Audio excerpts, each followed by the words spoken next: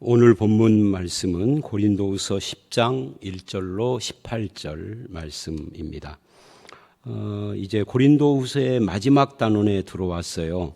10장부터 13장이 이제 마지막 부분인데 여기는 굉장히 그 어투가 엄격한 어투를 사용을 합니다. 왜냐하면 대적하는 자들에 대한 이야기를 하고 있고 자기의 사도직을 변호하는 그런 내용이기 때문에 그렇습니다. 그래서 내가 빨리 가서 문제들과 문제를 일으키는 자들을 가려내겠다라고 강경한 말을 하고 바울의 자기 변호를 주 내용으로 합니다. 그 중에 이제 10장 1절로 18절은 반대자들에게 변호하는 내용이에요. 그 중에서 1절로 6절은 하나님의 능력에 대한 말씀이면서 경고하는 그런 내용이죠. 또 7절로 18절은 그 능력이 사람의 자랑을 바꾼다 하는 그런 내용으로 구성이 되어져 있습니다. 1절로 6절 중에 1, 2절을 보시면 이게 이제 바울을 비난하는 그 비난의 근거에 대해서 바울이 어떤 태도를 보이고 있는가 하는 그런 내용인데요. 여기에 보면 너희를 대면하면이라는 말을 합니다. 대면하면 이 말은 대면했을 때에 그런 뜻이고요. 또 함께 있을 때에 이런 말도 다 그런 내용입니다. 대면한다, 함께 있다. 그럴 때는 바울이 유순했다 그래요.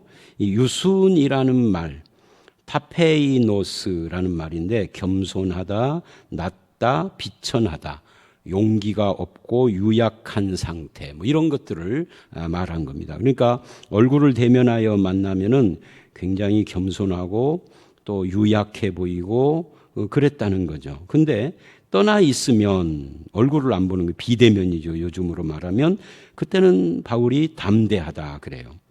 문제는 함께 있을 때조차도 담대하게 대하지 않고 예수님의 온유 또는 관용으로 대하고 하는 이것이 왜 이렇게 서로 함께 있을 때와 떨어져 있을 때가 다르냐 하는 것을 우리는 좀 생각을 해봐야 되는데 나중에 10절, 11절에 그 이야기를 다시 또 언급을 합니다.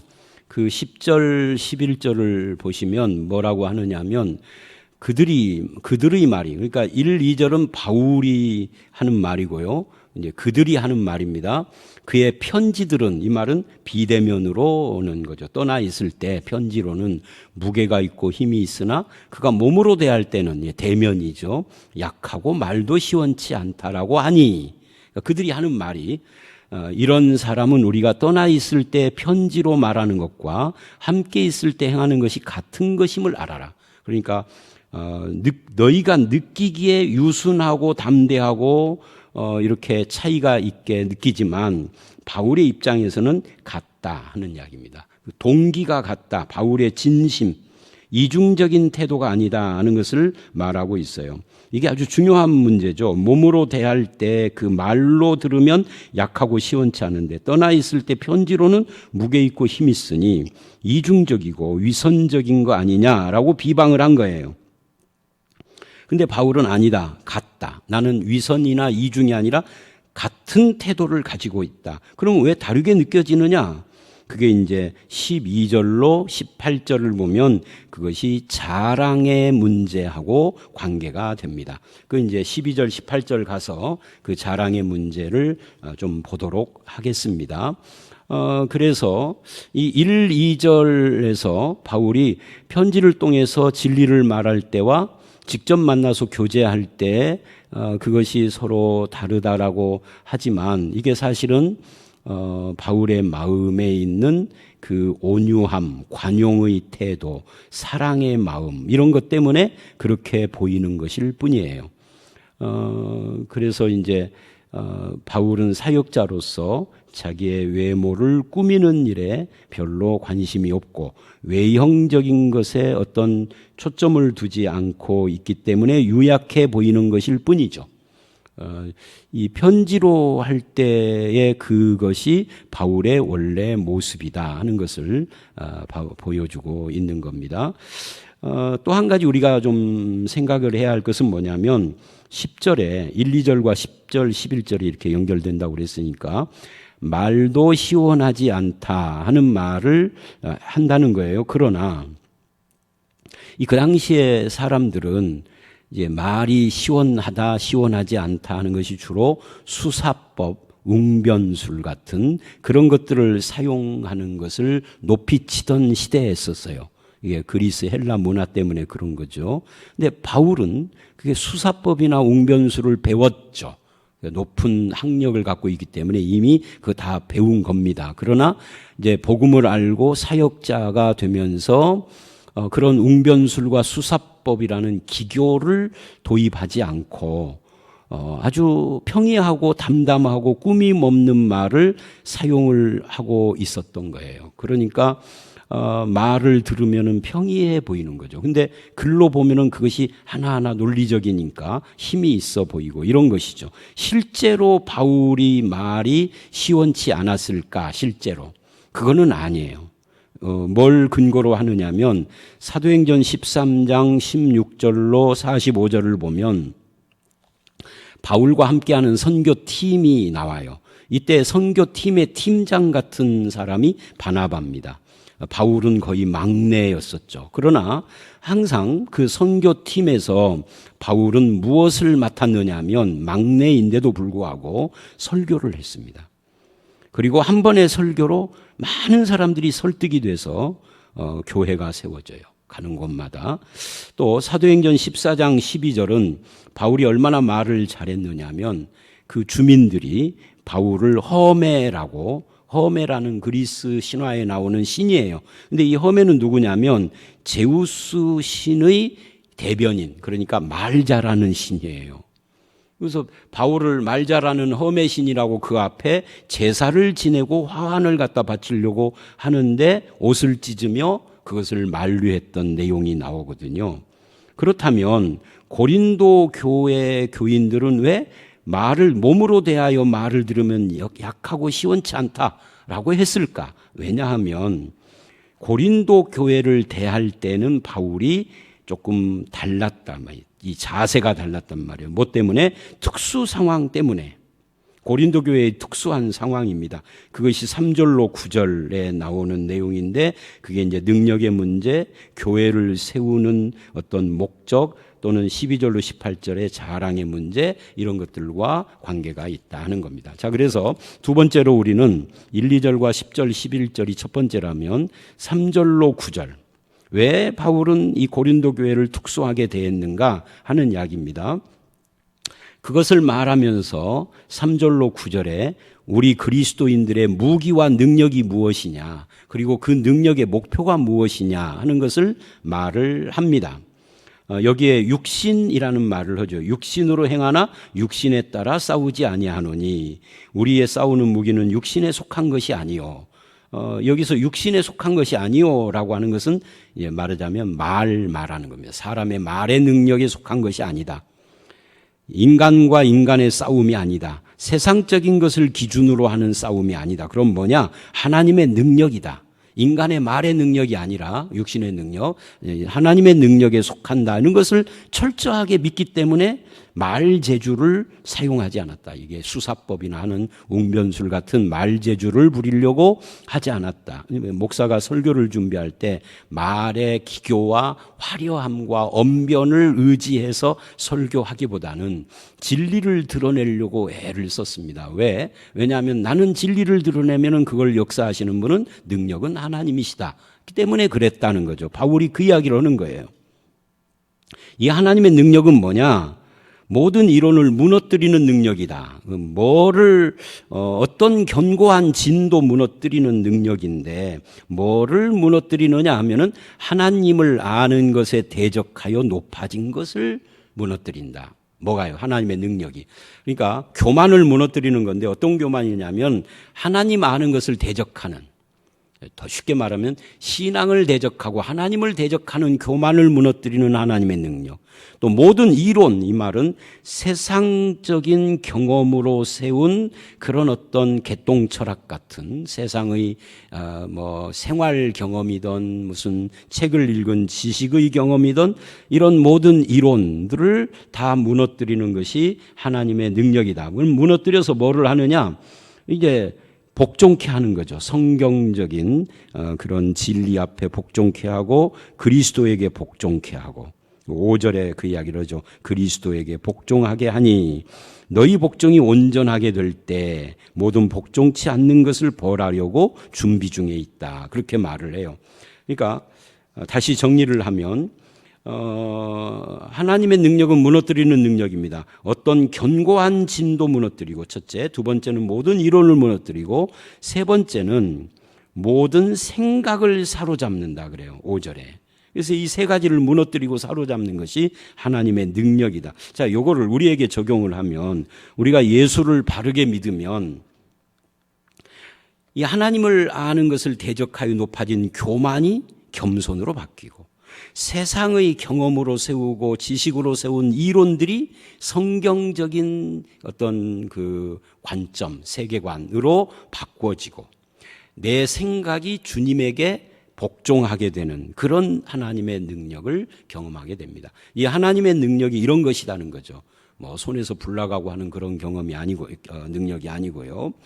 그리고 이제 7절서부터 9절은 그런데 어째서 너희는 외모만 보느냐 하고 책망하는 거예요. 이게 하나님의 능력일진데 외모를 기준으로 사람을 판단한다 하는 거죠. 그게 뭐예요? 말이 시원치 않다 뭐 이런 걸 말하는 외모가 작다 뭐 이런 것들. 그래서 여기서 너희는 내가 그리스도께 속했으면 이게 신분이죠. 남도 그리스도께 속한 것을 인정하라. 그러니까 내가 예수 믿고 예수 믿어서 하나님의 자녀가 됐다면 남도 예수 믿어서 자녀된 거 인정을 해야 되는데 안 한다는 거예요. 남을 인정하지 않는 그런 태도를 책망을 하는 겁니다. 그 다음에 여기서 이제 너희는 이제 고린도 교회 중에 어떤 잘못된 지도자들을 가리키는 거고요. 나는 물론 바울을 가리키는 겁니다. 나는 하나님이 주신 권세와 능력이 뭐라고 생각을 하는가? 하나님이 주신 성도의 진정한 능력, 그것을 이제 무너뜨리는 것이 아니고 세우는 것이다.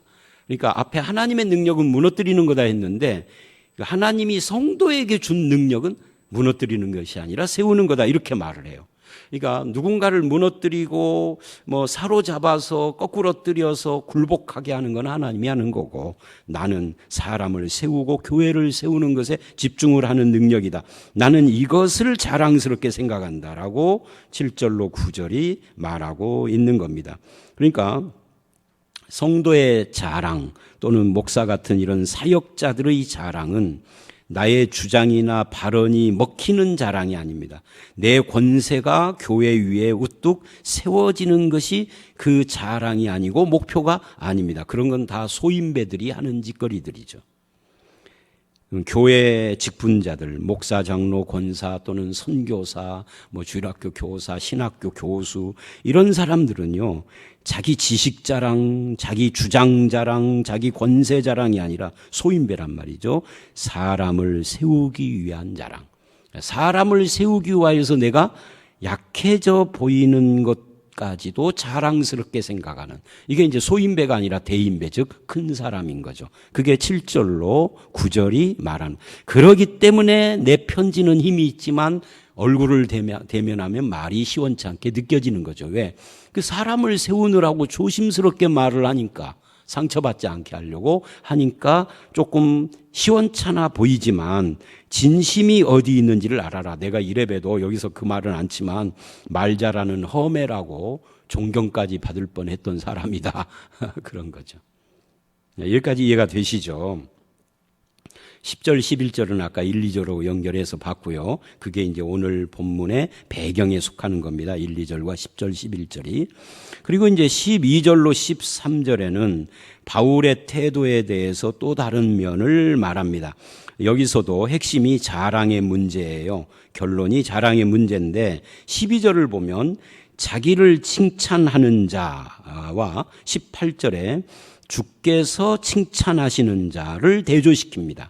그러니까 자기를 칭찬하는 자는 주관적 기준을 가지고 하는 거고, 주께서 칭찬하는 것은 객관적인 기준으로 주님이 칭찬하는 거예요. 우리는 당연히 주께서 칭찬하는 사람이 되어야 하죠.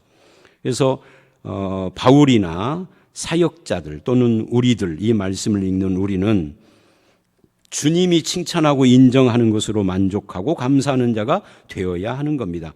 칭찬의 두 종류인데 이 강조된 단어들을 보면 어떻게 해야 하는가가 나옵니다. 12절을 보면 거기에 뭐 짝이라든지 비교, 헤아림 이런 말씀들이 거기에 쭉 나와요. 근데 이런 것들과 시기, 다툼, 갈등 하는 말씀들이 다 연결이 되고 있죠. 자기를 피하라는 문제 때문에 이게 시기, 다툼, 갈등을 일으키는데 그것을 12절에서 지적을 하고 있는 거예요. 자기를 칭찬하는 자와 비교할 수 없다. 우리는 그들은 자기를 드러내기 위하여서 그렇게 남들과 비교해서 자기를 피하라는 것이기 때문에 우리는 그들과 나를 비교하기를 원치 않는다. 그건 지혜 없는 자들의 태도다라고 말을 하고요. 13절 그러나 우리는 그래요. 그러니까 12절과 반대로 12절은 그렇게 남과 비교해서 자랑하는 사람, 그러나 우리는 분수 이상의 자랑을 하지 않는다. 그럼 어떻게 하느냐? 오직 하나님이 우리에게 나눠주신 범위의 한계를 따라 한다. 그러니까 자랑을 아주 않는 것이 아니라 하나님이 주신 그 범위의 한계, 이게 뭐예요? 범위의 한계가 분량이죠. 내 분수. 이제 자기 분수를 알고 분수 안에서 이야기를 한다라고 말을 하고 있습니다. 곧 너희에게까지 이른 것이라. 이제 그렇게 해서 너희에게까지 알려졌다는 거죠. 그리고 13, 15, 16, 17절에 이 자랑이 전부 다 주 안에서의 자랑을 말하고 있어요. 그 주 안에서의 자랑의 핵심이 뭐냐 하면은 13절 하반절과 14절을 보면, 그리고 16절도 그렇고요. 이게 복음입니다. 복음으로, 그러니까 13절 하반절에 너희에게까지 이른 것이라고 했는데 14절에서는 어떻게 이르렀냐면 그리스도의 복음으로 너희에게까지 이르렀다. 그 16절에서도 그 이야기를 해요. 그래서 복음을 전하려 함이라. 그러니까 복음을 전하고 교회를 세우고 사람을 세우고 하는 것을 목표로 했기 때문에 우리의 자랑은 자기를 자랑하는 자기 PR이 아니라 주님이 칭찬하는 자가 되는 쪽에다가 포커스를 맞췄다 하는 겁니다. 그래야 복음이 전파되고 교회를 세우기 때문에라고 말을 합니다. 그래서 우리는 오늘 이 본문 말씀의 결론이 그겁니다. 자기를 자랑하는 자냐, 주님이 자랑하는 자냐, 내가 나를 칭찬하고 피하라는 자냐, 주 안에서 자랑하는 자냐, 자기를 세우는 자냐, 복음을 세우고 교회를 세우고자 하는 자냐 하는 이 동기의 문제, 이 동기의 문제가 아주 중요한 그 원칙이고, 우리의 능력은, 하나님의 능력은 무너뜨려서 심판도 하시고 복종케 하시는 건데 우리는 사람을 세우는 것, 이것이 우리의 능력이다 하는 것을 봤고요. 이것 때문에 만났을 때와 편지가 달라 보이는 것이다 라고 자기 변호를 한 거예요. 저와 여러분도 우리의 목표를 어디에다 두느냐, 교회 세우는 데 두고 하나님의 영광에 두고 하나님의 칭찬에 두느냐, 사람의 칭찬, 나 자랑 이런 거 자기 권세를 드러내는 데 두느냐에 따라서 삶의 태도가 확 달라질 수 있다는 것을 깨닫고, 그리스도께서 영광 받으시고 하나님이 칭찬하며 복음이 드러나고 교회가 세워지고 사람을 세우는 일에 쓰임받는 그런 저와 여러분들이 되시기를 주의 이름으로 축원합니다. 함께 기도하겠습니다. 하나님, 사도 바울은 바울을 비난하는 자들을 향하여서 그들이 대면했을 때 유순하고 또 유약해 보이는데 떠나 있고 편지로는 담대한 이중적인 태도에 대한 비난을 하지만, 그러나 사도 바울의 삶의 그 중심이 무엇인가, 목표가 무엇인가, 기본 자세가 무엇인가를 가지고 변명하는 것을 들었습니다. 우리의 능력은 하나님의 능력이지 나의 육신의 능력, 말의 능력이 아닌 것을 알고 있습니다. 우리도 그렇게 살게 하시고 또 나의 외모를 자랑하는 것이 아니라 성도의 진정한 자랑과 능력은 하나님 앞에서 그 교회를 세우고 복음을 증거하며 사람을 세워가는 것이 우리의 능력이고 자랑이라는 것도 알았습니다. 사람 칭찬, 자기 칭찬이 아니라 주께서 칭찬하는 자로 살게 하시고 사람과 비교하는 자가 아니라 하나님의 말씀을 순종하고 복음 앞에 자기를 드려 헌신하는 그런 성도로 우리의 남은 인생을 살게 하여 주시옵소서. 예수님 이름으로 기도드렸사옵나이다. 아멘.